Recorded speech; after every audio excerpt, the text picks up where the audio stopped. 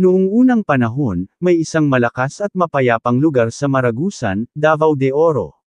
Dito naninirahan ang mga tribong Mansaka at Manday. Sa lugar na ito, mayroong isang magandang hardin na puno ng mga bulaklak at puno ng kahoy na nagbibigay ng lilim at kagandahan sa lugar. Sa gitna ng hardin ay may isang napakagandang talon na tinatawag na Maragusan Falls. Ayon sa alamat, ang Maragusan Falls ay hindi lamang isang ordinaryong talon. Ito raw ay may taglay na kapangyarihan na makapagbibigay ng kabutihan at kapayapaan sa lugar. Sinasabing ang tubig na nagmumula sa talon ay may mabuting epekto sa kalikasan at kalusugan ng mga tao sa lugar. May isang kwento tungkol sa isang dalagang Manday na nangangailangan ng tulong mula sa mga espiritu ng kalikasan upang makapagpagaling ng kanyang ama.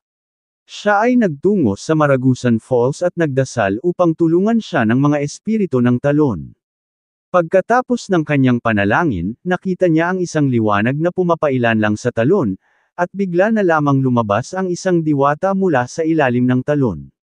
Ang diwata ay nagbigay ng isang hiyas na may taglay na kapangyarihan upang makapagpagaling sa ama ng dalaga.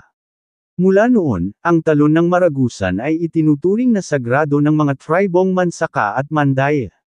Ngayon, ang Maragusan Falls ay isa sa mga sikat na atraksyon sa Davao de Oro. Ang lugar na ito ay patuloy na pinapangalagaan ng mga lokal upang mapanatiling malinis at maganda para sa mga turista at para sa mga susunod pang henerasyon. Ang kagandahan at kapangyarihan ng Maragusan Falls ay patuloy na nananatiling isa sa mga yaman ng Mindanao at ng buong bansa.